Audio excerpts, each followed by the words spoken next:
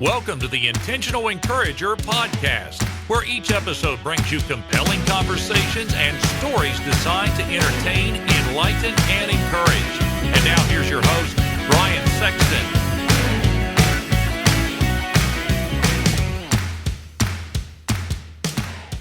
Hey everybody, Brian Sexton. You know what's really important to me when I do business with a company is trust and transparency. I've been telling you now for a good while about my buddy Damon Burton and his company, SEO National, because trust and transparency are just as important to them. You know, for the last 15 years, in the search engine optimization space, they have been leading the way and serving people tremendously well. Now, for those of you that don't know what SEO is, it stands for search engine optimization. It helps you show up higher on Google searches so that folks that are looking for what you have find you quicker. And you know what's really encouraging? More revenue, more sales, growing your business. Do me a favor, get in touch with Damon and his team today at SEO National at 855-736-6285 or go to SEOnational.com and get your free quote and tell them you heard it on the Intentional Encourager podcast. I hope you're ready, because here comes a dynamite conversation on the Intentional Encourager podcast.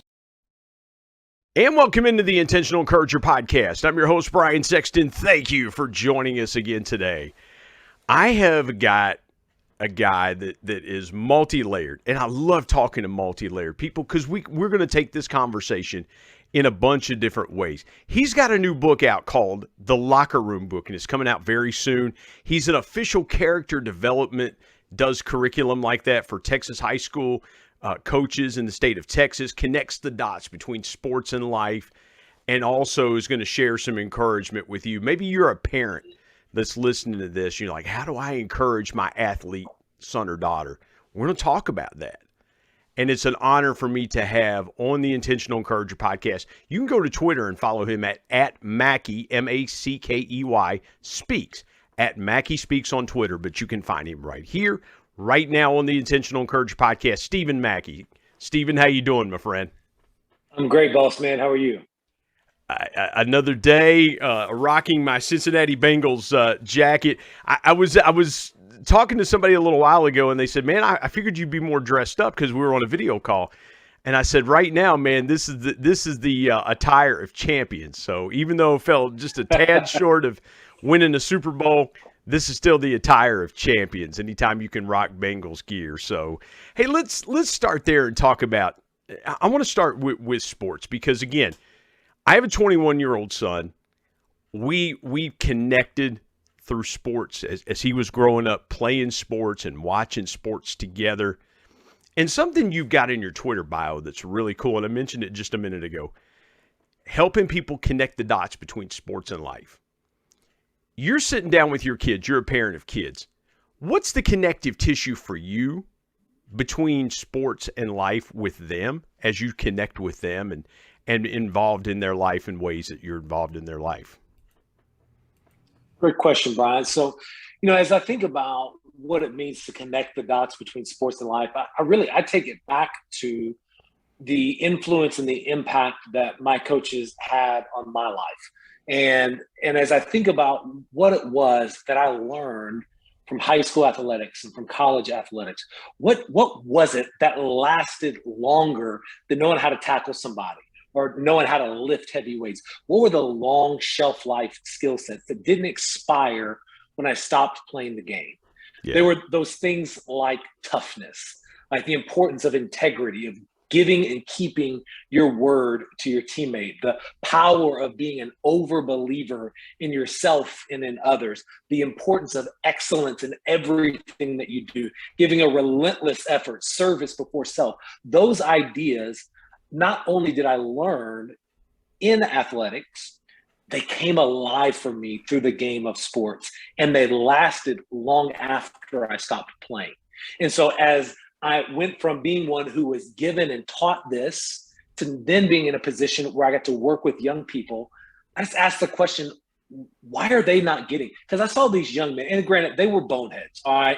Like most high school guys, they were boneheads, but they were so talented on the football field that you could give them a phenomenally high goal and they would find a way to reach it.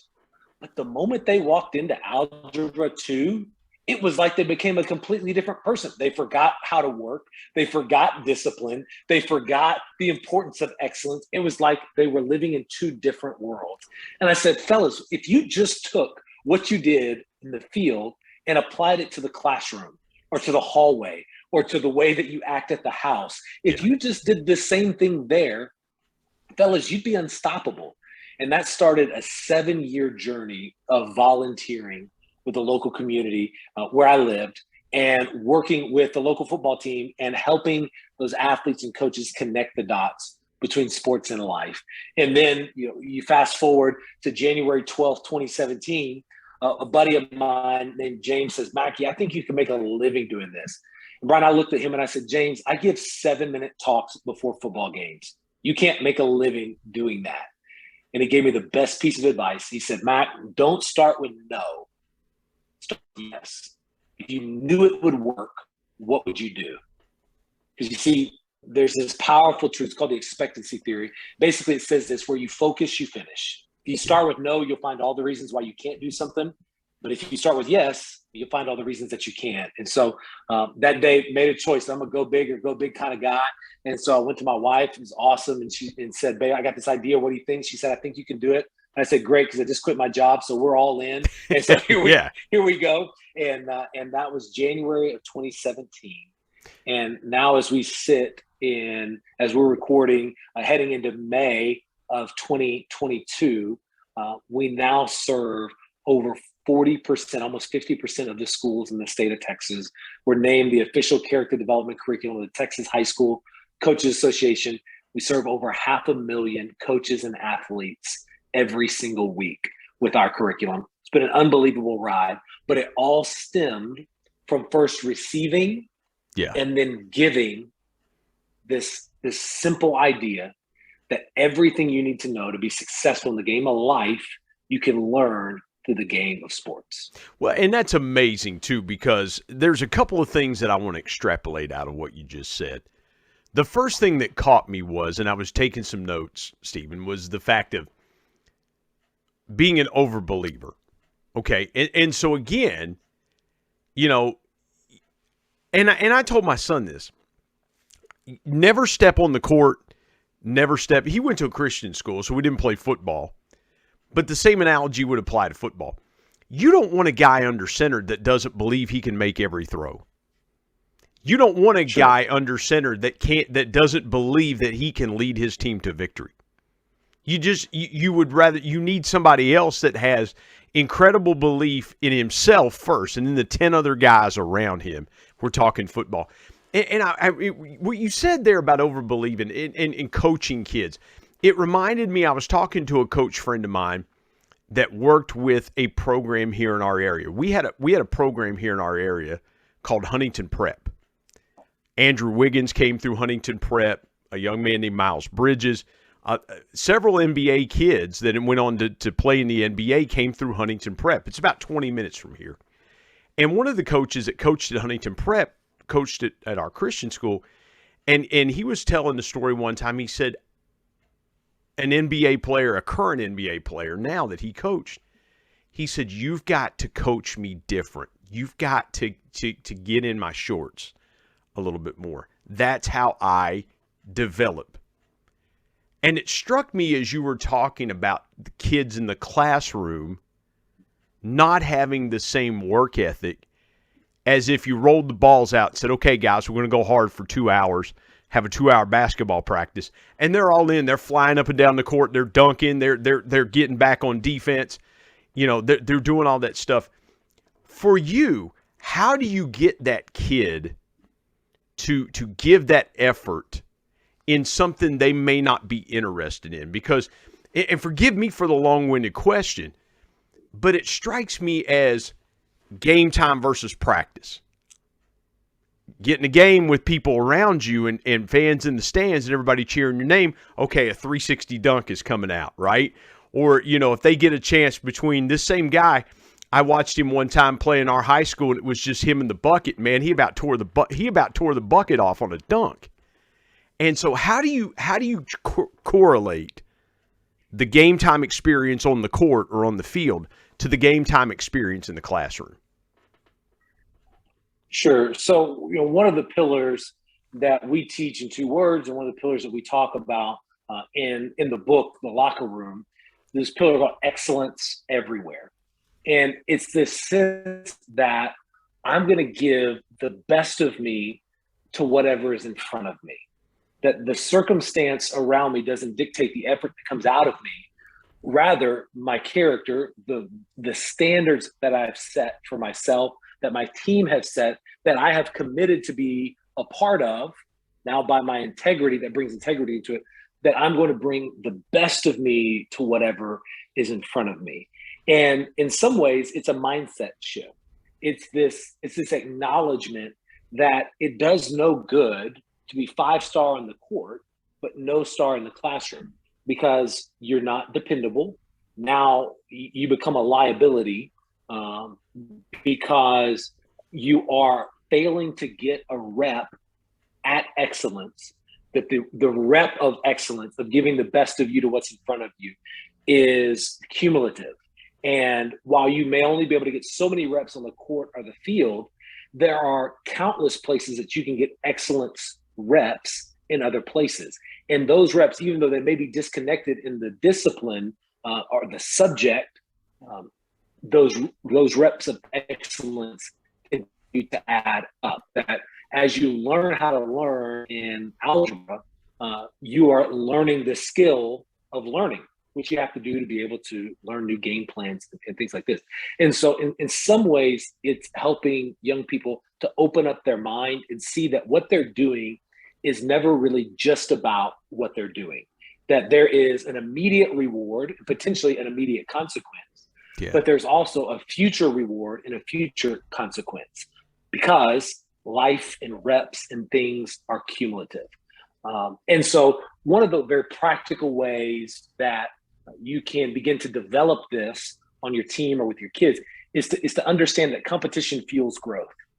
That kids are very naturally competitive. And it's one of the reasons that we chose to do the work that we do within the locker room, because they are intrinsically motivated to be to give their best in athletics. And one of the reasons we chose to write the book, The Locker Room, and to locate it in sports, because sports transcends all boundaries. Yeah. But you bring competition into it, and you compete and you measure and you reward the things that you want to be true. And so of your athletes or of your kids. And so, it's been said many times, like, what gets measured gets improved. Yeah. Well, if you want your athletes to be excellent in the classroom, then you've got to reward excellence in the classroom the same way that you would reward excellence on the field. That it can't be a lower tiered reward, but instead of saying, no, these things are all on the same plane.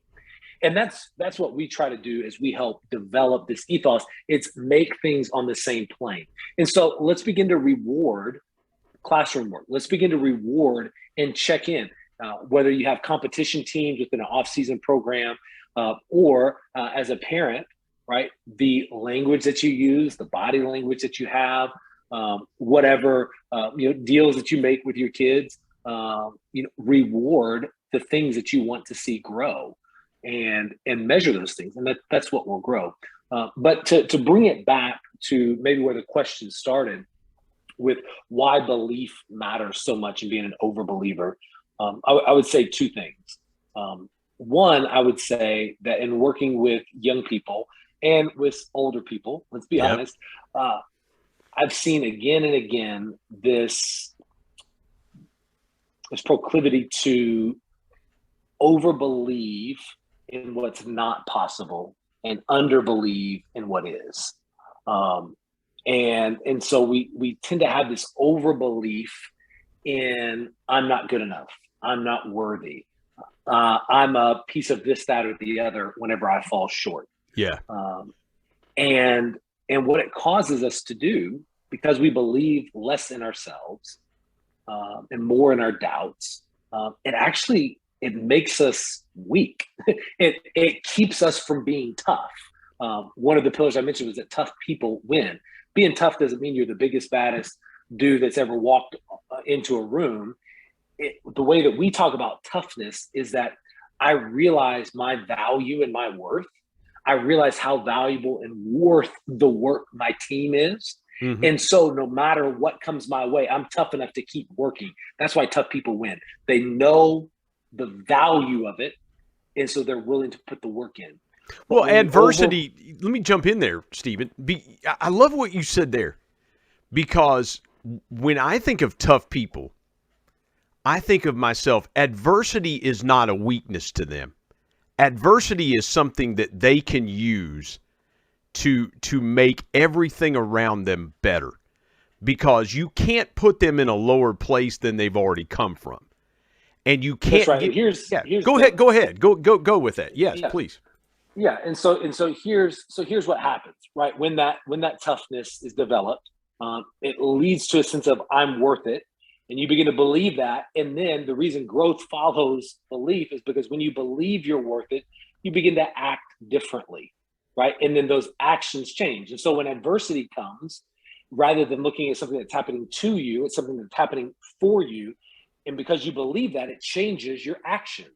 You see, these things are all connected. So the action changes based on the belief. So why do we need to be overbelievers in ourselves and overbelievers in our team? Because when we believe in ourselves and we believe in our team, it changes what we do. The moment that I think waking up at 4 a.m. is worth it, then guess what? I'm gonna wake up at 3:55 to beat my alarm clock. But if I think that waking up at 4 a.m. is not gonna do me any good, I'm just gonna waste the hours, guess what? I got a nice bed, the Tempur-Pedic with a little head tilt, pick up the pressure off the lower back, got the teddy bear. I'm not getting out of bed if I don't believe this. What you see, your actions, right? Where they're the evidence of your belief. So that's why it's so important that we encourage and equip young people to believe in themselves.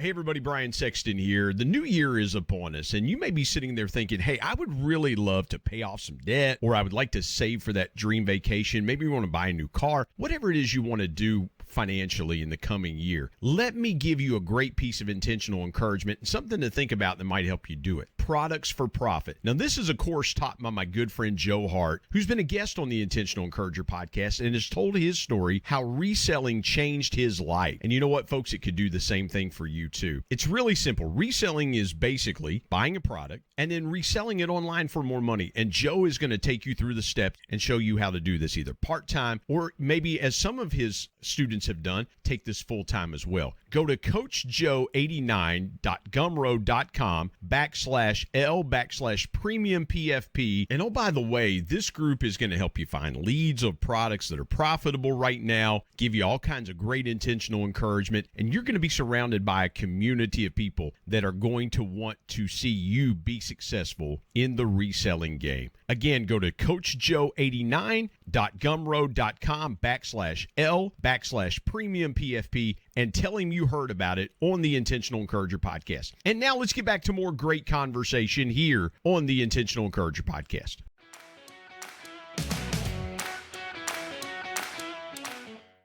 No, I love that. And something you said there in that last couple of minutes that struck me.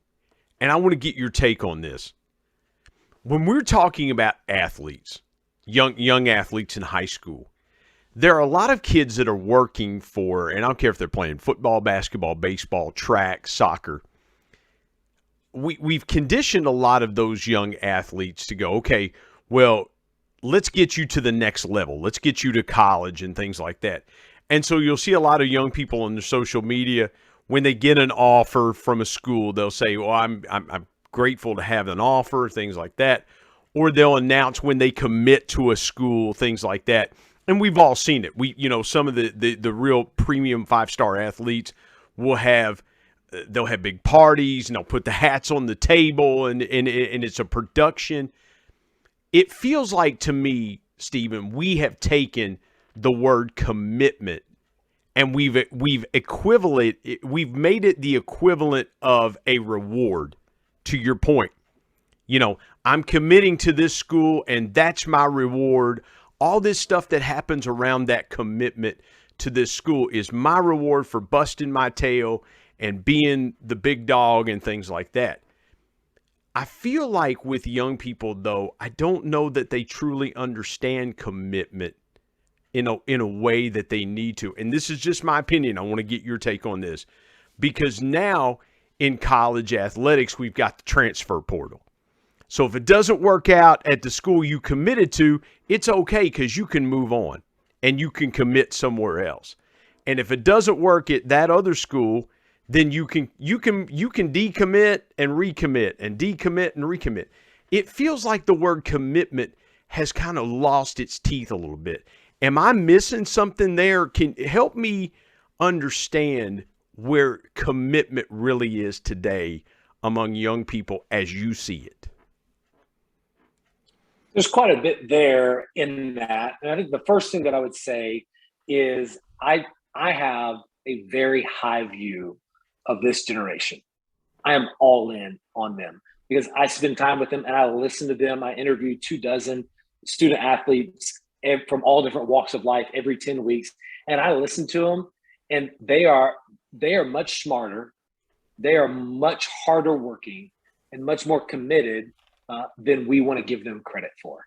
And so any chance that I get to elevate the value, worth, the work ethic of this show, I'm gonna lift them up, because I really, really believe in them. And I've seen it firsthand. That said, like all young people in every generation, they have a lot that they can learn. And just like every older generation, we have a lot that we can learn from this generation too. So I'm really high on young people today. That said, what I would say about commitment is that it's always important that we elevate the understanding of a commitment, and that we elevate what that word means and the actions that it draws out. As it gets to the signing day things and all of that, I say go for it. Let them celebrate. Let them be proud, because to get to that place, it takes a lot. So you know what? Let them be proud. But I think the gift that adults can give as we come on the backside of that is to encourage them that that's not the end. Just like you would encourage a young married couple, hey, the honeymoon is great, but that's just the beginning. Right. The signing day is great. It's also just the beginning. And that as parents or as coaches, that we're having conversations about the commitment and the work that follows, and having it as a conversation is, this is the reward of the signing day. The reward of the signing day is the commitment and the work that follows. And then as it comes to the transfer portal and all of this, somebody in a higher pay grade is going to have to solve that problem and work through that. Yeah. I'm down here in Texas. I don't know that's above my pay grade. But I will say that I will say this though, that there is, with anything, there are pros and there are cons, and there are things that something like the transfer portal, there are real issues that solves. And there are real issues that causes, and so I think that it's easy to beat up on kids, and with a broad stroke say, see, look, college athletes today don't have the commitment, they don't have the work ethic, they don't have the XYZ. It's real easy to paint that broad stroke, because there are no doubt there are guys and gals that are taking advantage of that in a way that doesn't help the program, doesn't help them, doesn't help their future. They're just playing the game, and they're taking their toys and going home. Yeah. A lot of them because their parents taught them to do that. So let's remember the apple doesn't fall far from the tree. That's right. But there are other situations in which it's genuinely better for the kid for whatever reason. Coaching staff changed, any number of things that came out that put that kid in a better position to transfer. And so, I think that when it comes to transfer portal and that conversation, it's got to be much more nuanced than kids these days don't know what a commitment means. Yeah. Well, and again, too, we push toward, and again, I'm with you when we talk about the reward of hard work. Absolutely. And I believe this, the commitment, to your point, that is only the beginning if you are one that wants to get to that next level. Because let's say, and I'm going to use this for an example, you commit to the University of Alabama to play football. When you show up in Tuscaloosa, Coach Saban and that coaching staff is going to make sure you're 100% committed to football.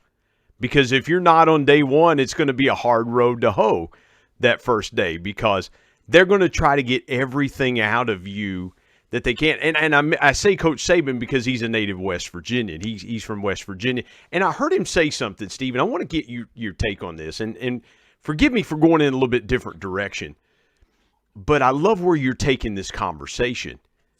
And I heard Coach Saban say this as he was talking about schools recruiting a young man. And he said, look, they're going to tell you you're going to play right away, right? They're going to tell you that man, you're going to come in here and you're going to make an impact. You're going to play right away. He said, I'm not going to tell you that. Here's what I'm going to tell you. Every day that you come to the University of Alabama, as you continue to move up the depth chart, you're going to go one-on-one every day in practice against a guy that's probably going to play in the NFL. If you're a defensive lineman, you're going to go up against offensive tackles that you will not play better competition on Saturday than you'll play Monday through Friday in practice. The best competition that you'll have is right here. And for some kids, they love that. For some kids, that's exactly what they want. For some kids, though, they want to go right away and start. And so there's no right or wrong answer to me on that.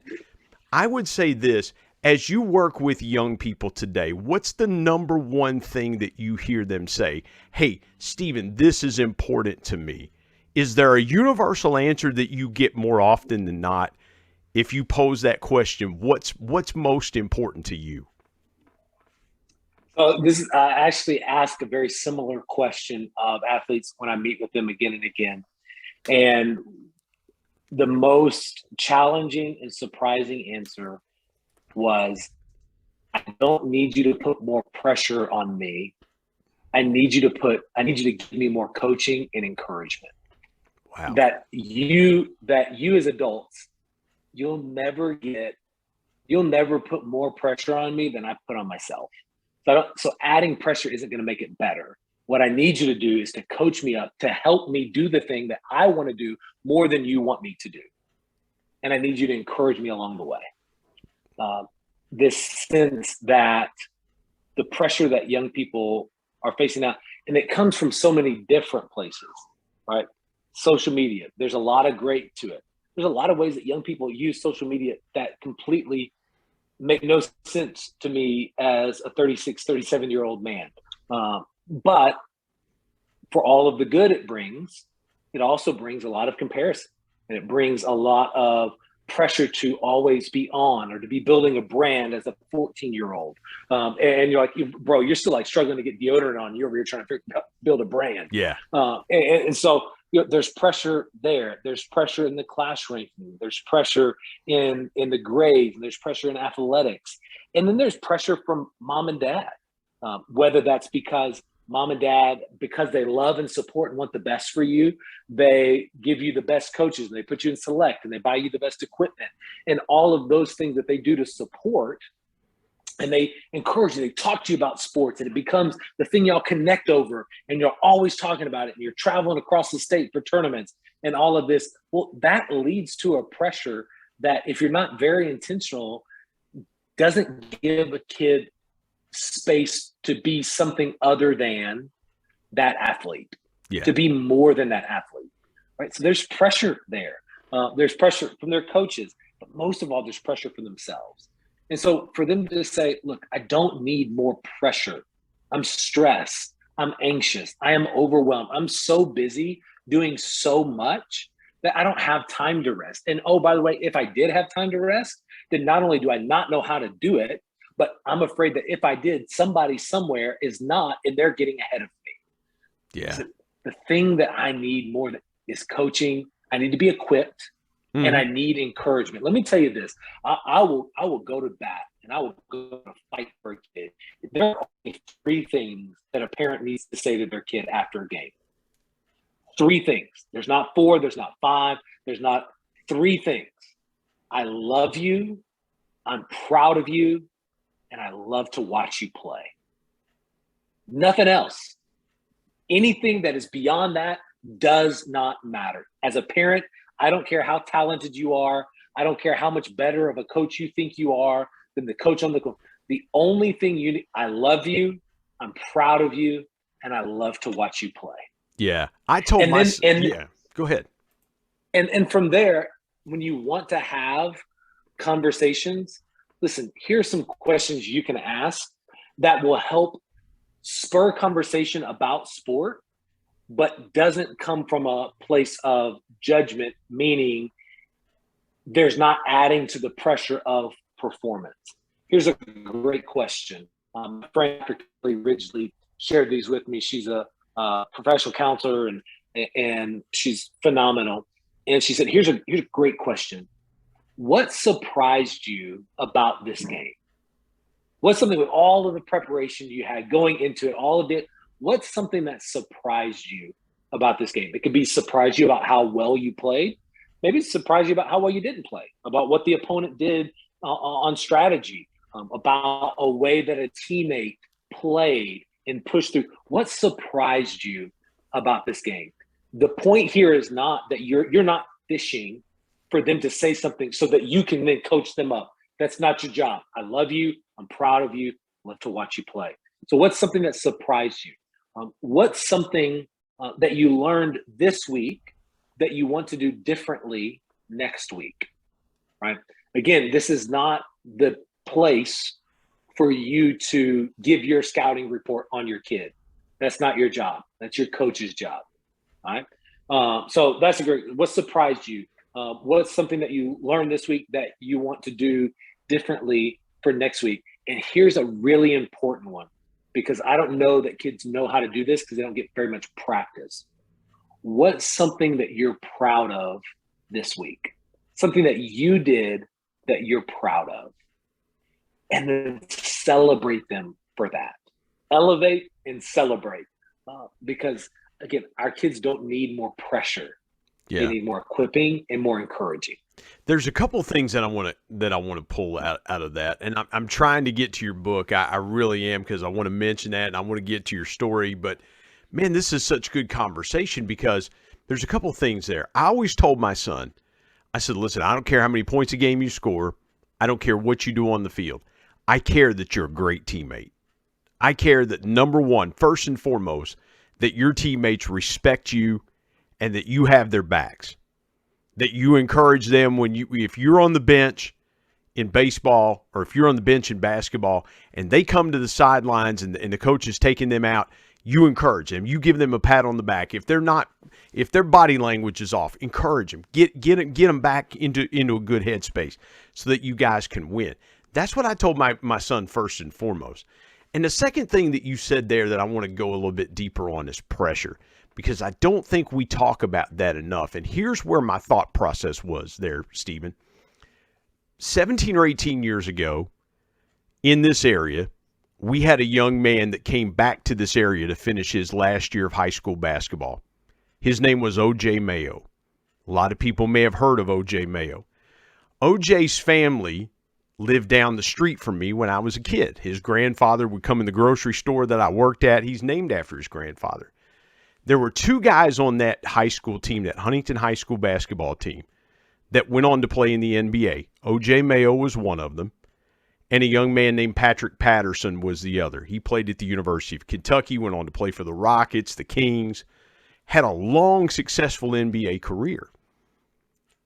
O.J. Mayo did not, and I believe it to be this way.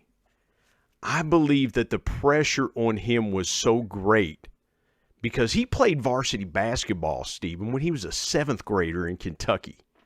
In the state of Kentucky, you can play high school varsity basketball as a 7th grader. So that's what he did. He played against older guys. Then he went to North College Hill in Cincinnati and played 3 years up there with another kid from Huntington named Bill Walker, who went on to play at Kansas State, played a couple years for the Knicks. But O.J. was the dude from the time he was a 4th or 5th grader. The pressure was on that young man. And with Patterson, the pressure wasn't on him. And he had a long, successful NBA career. And so what you're talking about with pressure, man, is so good, because I don't care if you're a salesperson, a leader, a coach, an entrepreneur, whatever you do, how you handle pressure in life can either make you or break you. How do you believe that what you're doing, and forgive me for asking it this way, and forgive me for the long-winded question, but I love where you're taking this. How do you encourage young people through overcoming negative pressure? So here's the way I would think about this, in that first, pressure intrinsically is not positive or negative until we make it. Okay. That we control the effect of pressure. That the same pressure put on one person to perform well might keep them from doing well, and that same pressure for another person might spur them on to play their best. So, sorry, you there? I am here. Yeah. I'll run that back. So to talk about pressure, I would first think about it like this. There is nothing positive or negative about pressure. That the same person two different people could go through the same pressure and it crush one and catapult the other. The difference is what we do with that pressure, and why we do what we do with our pressure. I would connect to identity. Where do we find, when we go back to tough people win, are they tough because they understand they're worth it? Where do you find your identity? Is it a performance-based identity, or is it a purpose-based identity? Now, a performance-based identity is going to be one that says my value and my worth is contingent upon my performance.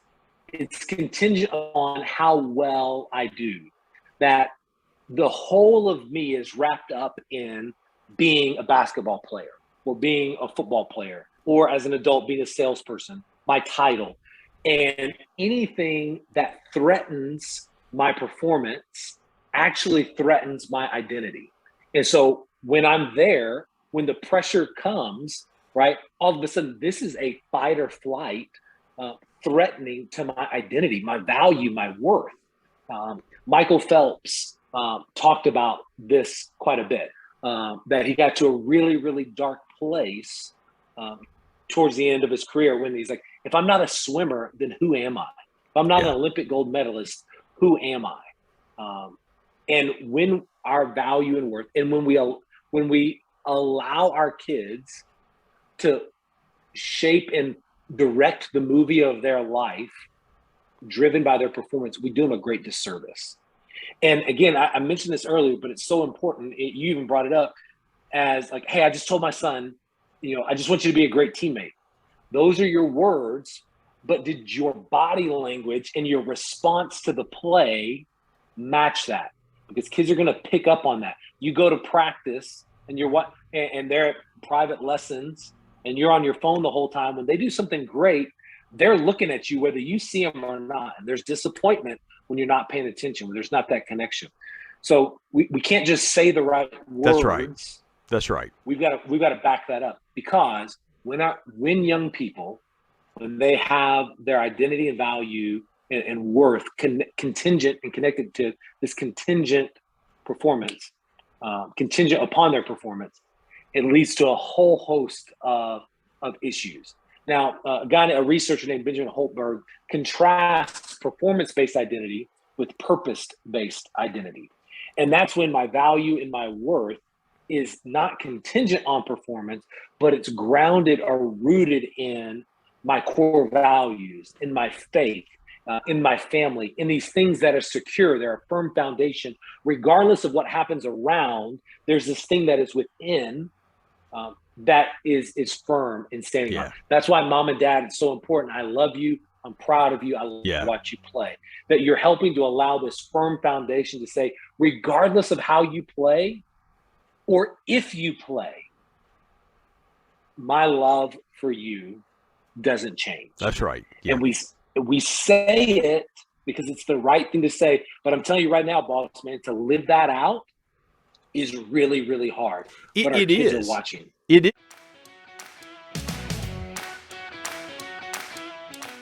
Hey everybody, Brian Sexton. Have you ever wanted to live a bucket list life? Or if you're a business owner, have you ever wanted to incentivize your team in unbelievable ways?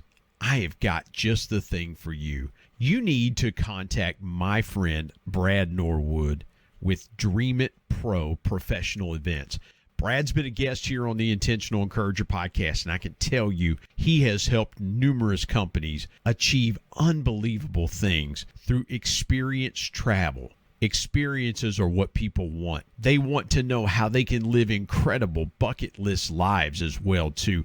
And Brad can help you with both of those things. I can't give you any better encouragement than to give Brad and his team a call right now at 479-466-6907 or go to www.dreamitpro.com. And when you get there, click on events and you are going to see some unbelievable once-in-a-lifetime experiences. And I promise you this, unlike plaques, awards, trophies, things like that, experiences and trips like these don't burn up in a fire. Again, go to www.dreamitpro.com today. And now let's get back to more great conversation here on the Intentional Encourager podcast.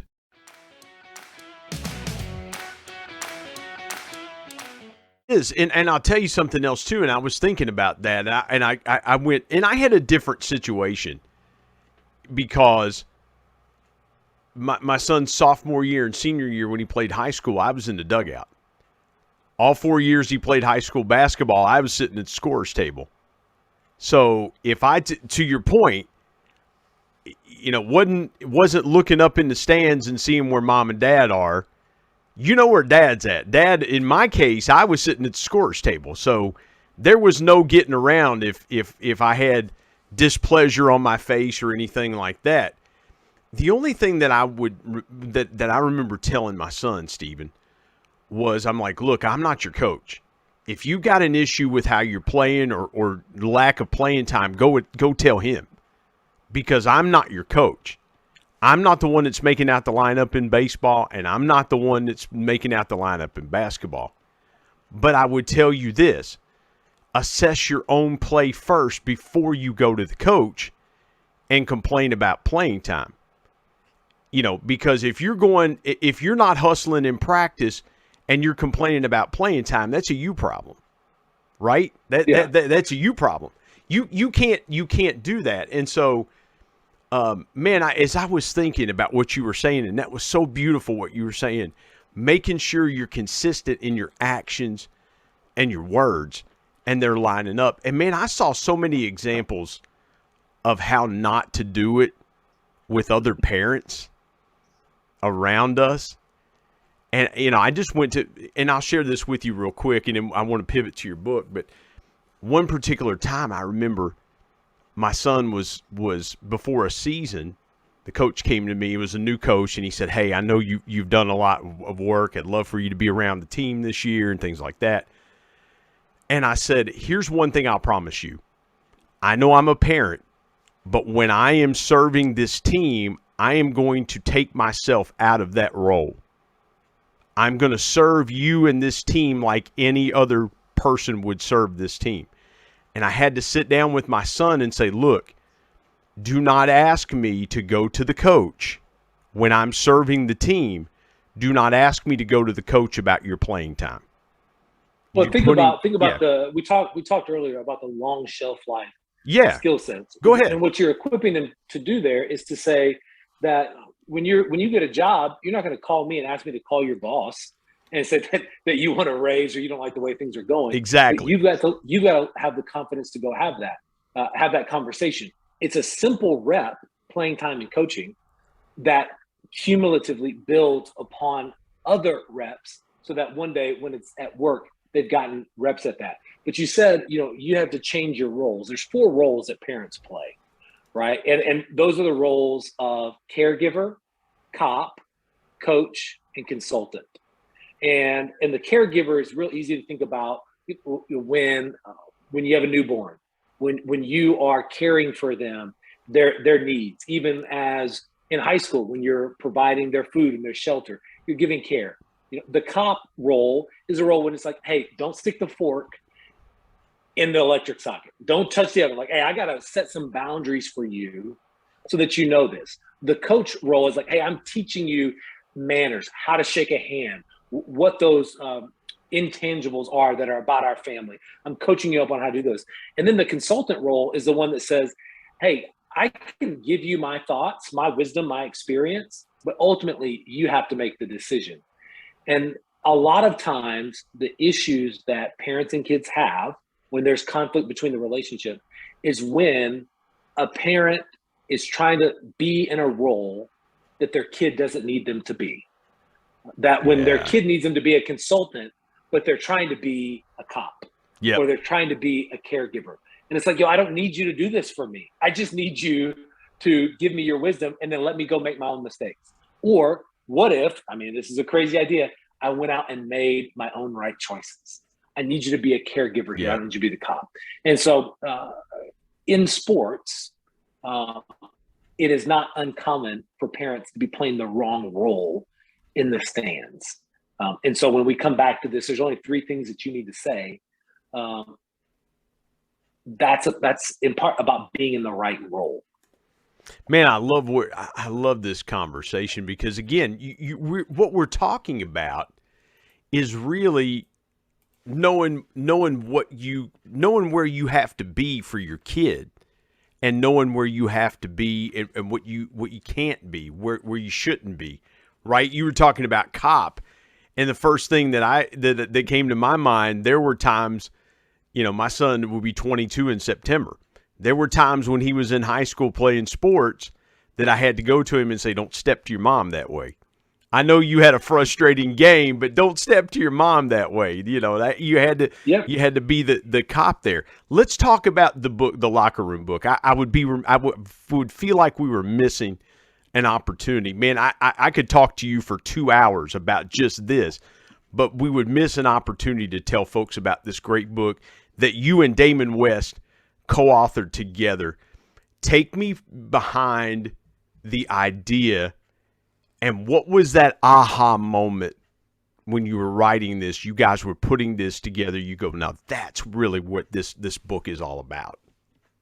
Sure. Well, I could take you right there. It was July 3rd, 2021. And I was doing some work on my doctorate. And as I was sitting there, I was thinking, man, with all the things that have happened, George Floyd, all the division, all of the injustice and the hate, all the stuff going on, I thought, man, and I've heard coaches say this again and again, if America had a locker room, like we wouldn't have a lot of the issues that we're having today. Because like the miracle of a locker room is that people from all different backgrounds, all kinds of histories, hurts, hangups, well, they come together for one common goal. They look around and go, our differences, our diversity is not an obstacle to be overcome. It's our strength to overcome obstacles. That in a locker room, making a mistake doesn't make you a mistake. You're not canceled out and kicked out because you blew it, but instead we rally around you and we encourage you and help you and challenge you to learn from that you might be better, not just for yourself, but for others. That in a locker room, your success is my success and my success is yours. And we said, dude, if America had a locker room, like we'd be able to fight a lot of the issues and overcome a lot of the issues that we're facing. And so there I was, July 3rd, 2021. And I thought, man, wouldn't it be awesome if somebody wrote a book about this called America Needs a Locker Room? And then I said, wouldn't it be awesome if like Damon West was willing to write this book with me? And so at the time, he and I at best were Twitter acquaintances. And so I sent him a message, like a scroll or 2 or 3 scrolls. He had to get through it. And I didn't know if he was going to respond, but I knew like, hey man, like you miss every shot you don't take. And so sent him a message. 7 minutes later, he responds, says, call me. Hop on the phone for about 40 minutes. And the next day I drive from the hill country of Texas, west of Austin, all the way down to the coast to Beaumont. And we meet at a Starbucks in Beaumont, Texas for about 4 hours on July 4th. And 6 weeks later, The Locker Room was written, how great teams heal hurts, overcome adversity, and build unity, was written and submitted to our publisher, Wiley. They accepted it in 10 months, almost to the day from the idea. The book will be on bookshelves, Barnes & Noble, Books A Million, independent retailers, and of course, Amazon, all across on May 10th, 2022. And so it was just this lightning few months of diving in and going, how can we tell a story that on its surface is about a football team who at the biggest moment of their season face their biggest adversity, but at its heart is a story about what happens when people take their eyes off their core values. And that when you start living and acting outside your core values, adversity and conflict and hurt follow. And how can we help people not only overcome those adversities in teams or families, but how can we have the conversation such that would help our country overcome some adversity and conflict and hurt? And the result of all of that was the locker room. And so it's a short teaching story that works towards that aim. How different do you believe the last? Let me go here real quick with you, Stephen. You said a lot of things that are very powerful. What if America functioned like a locker room? And here's the thing that I thought about. There's two things that I thought about, and they're probably no-brainers to you, but somebody that may be listening, it might be different for them. The first thing I thought about was the common cause, the common goal of the front of the uniform. In a locker room, everybody's got the same jersey. The back of the jersey's different, but they're wearing the same jersey, helmet, pads, pants, socks. Maybe wearing different shoes, but their uniform is the same. The coaches, everybody's on the same sideline. Everybody's together. I heard Bengals quarterback Joe Burrow say this. He said, man, they asked him this year, they said, what was the key to your guys' success? He said, man, this locker room is tight. He said, I can have lunch with any guy in this locker room. And I thought, man, that's it. When you can go have lunch, you're the quarterback, but you can go have lunch with the long snapper. You're the quarterback, but you can go and have lunch with the backup defensive back. Man, that's it right there. So that's the first thing that struck me when you said that. The second thing that struck me is everybody in that locker room, it has coming together for one purpose, to win. If I got to do something tonight, or you got to do something tonight, we're all better when we all come together. That's why the coach puts a game plan on the board. It's not the game plan for the quarterback. It's not the game plan for the point guard. Everybody's got to execute that game plan if we're going to be successful. If you're on offense, you better not be running routes that your quarterback doesn't know what you're running. I mean, you better not be doing your own thing. The game plan works for everybody, and so that's so brilliant. I got to ask you this, though. I'd miss it if I didn't ask you this. If you could go back to when you were playing high school sports, how would you, as an 18-year-old, how would you have read the locker room, and what impact do you think it would have had on you as a high school or a college athlete at that age? You know, I think one of the powerful parts of the book, because it's a teaching story, but it offers a prescriptive solution, that there's very clearly things that you can use to go and apply to your own locker room, whether that's in a small business or a large family, in a team, in a church, wherever the case may be. But I think one of the things that would have stood out to me the most is that there's a point in the book where we lay out a game plan for how you can have conversation with people who think and act and have different experiences than you. How you can listen more than you talk, right? You have 2 ears and one mouth for a reason. And so we lay out some ways as a group what it could look like to walk through a conversation and to hear different perspectives. And I think that if I could go back, that would have been something that would have been really intriguing to me, because oftentimes we don't give our young people opportunities enough to be experts on themselves. That we think great teaching is brainwashing, that if we can just drill into them the right answers enough, then they will have learned it. And we don't give them a chance to have agency or a chance to have a different opinion and yet still get to be completely a part of the program. And so I think that would have been the thing that would have really stood out to me. And it's one of the pieces I'm most proud of about the book is the importance of listening. Because I sat down with a coach not long ago, and she had a radically different belief system than I did. And most of my life, I had been taught that here's the way that you think about people who believe like this. And I was drilled with the right answers and the right rebuttals. And here's how you catch them in a corner. And here's the way that you prove that you are right. And I think that one of the reasons that America doesn't have a locker room, one of the reasons America needs a locker room, is because we have been convinced that being right is more important. Proving that you're right is more important than anything else. And so when I went into this conversation, I'd been taught, brainwashed with all these right answers, how to prove I'm right. But when I went into this conversation and I listened more than I talked, I began to hear her story. I began to hear how she got where she was, why she thought what she thought. And what was amazing when I shut my mouth enough to listen was that my desire to be right was washed away by empathy. It was washed away by the fact that, wait a minute, this person is not the villain I was told that she was. That this person has the same goal as me. She's fighting for kids. We're on the same team. And wait a minute, the experiences that she's had, I've never had that. And if I would shut up enough and listen, I could learn from her experience that I could serve kids better.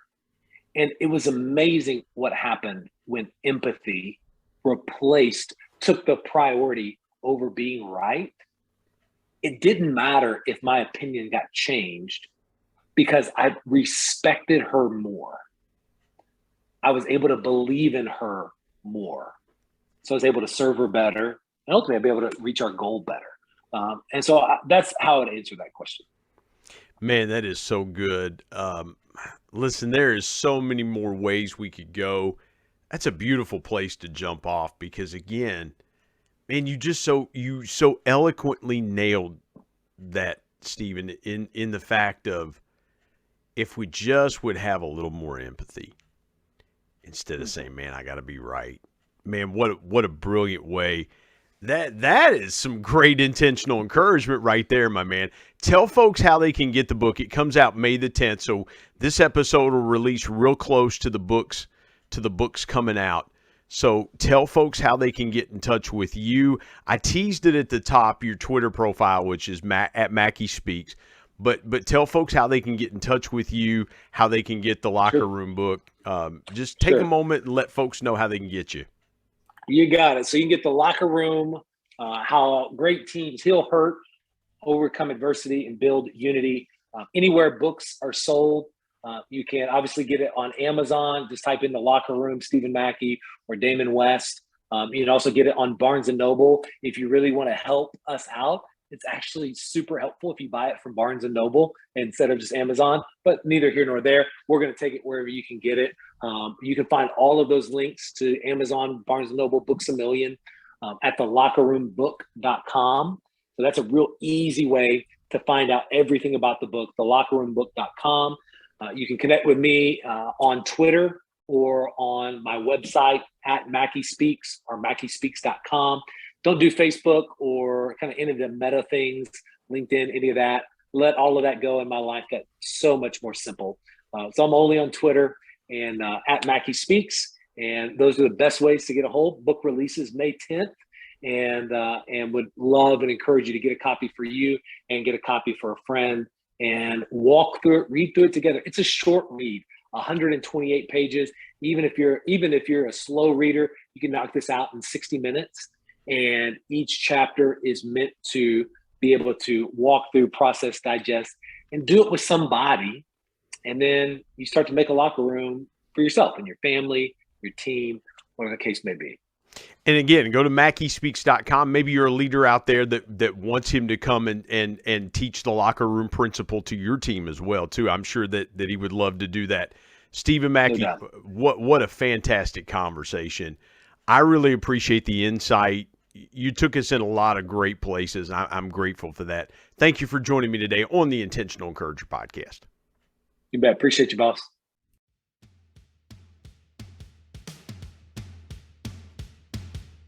My thanks as always to producer Bryce Sexton and technical advisor Matt Means. And of course, the ultimate thanks goes to the Lord Jesus Christ, who provides intentional encouragement every day through his word. If you're not subscribed to the Intentional Encourager podcast, hit the subscribe button wherever you get podcasts so you don't miss an exciting episode where you can get encouraged and stay encouraged. And remember, anyone, anywhere, at any time, any place can be an intentional encourager.